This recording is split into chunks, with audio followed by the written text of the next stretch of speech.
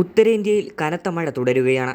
ഡൽഹി, ഉത്തർപ്രദേശ്, ഹരിയാന, രാജസ്ഥാൻ എന്നീ സംസ്ഥാനങ്ങളിൽ ശനിയാഴ്ച വരെ ഇടിമിന്നലോടുകൂടിയ ശക്തമായ മഴ തുടരുമെന്നാണ് കാലാവസ്ഥാ നിരീക്ഷണ കേന്ദ്രത്തിൻ്റെ മുന്നറിയിപ്പ്.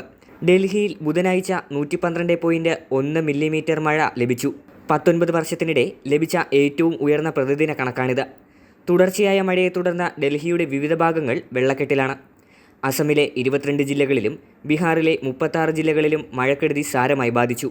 അസമിൽ 1295 ഗ്രാമങ്ങൾ വെള്ളത്തിനടിയിലാണ്.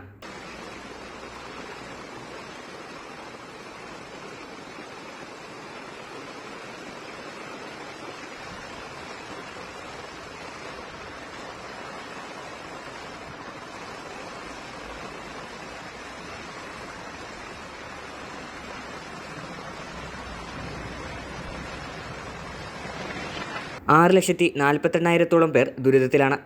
ബ്രഹ്മപുത്ര കര കവിഞ്ഞതിനാൽ കാസിരംഗ നാഷണൽ പാർക്കിൻ്റെ 70% വെള്ളത്തിനടിയിലാണ്. ഇവിടെ മഴക്കെടുതിയിൽ 2 മരണം കൂടി റിപ്പോർട്ട് ചെയ്തു.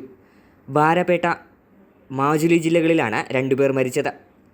ഉത്തർപ്രദേശിലെ 12 ജില്ലകളിലും ബംഗാളിലെയും ജാർഖണ്ഡിലെയും 2 ജില്ലകളിലും മഴ കനത്ത നാശം വിതച്ചു. ഗംഗ, കോസി, ബാഗ്മതി, മഹാനന്ദ നദികളിലെ ജലനിരപ്പ് അപകടകരമാംവിധം ഉയർന്നു.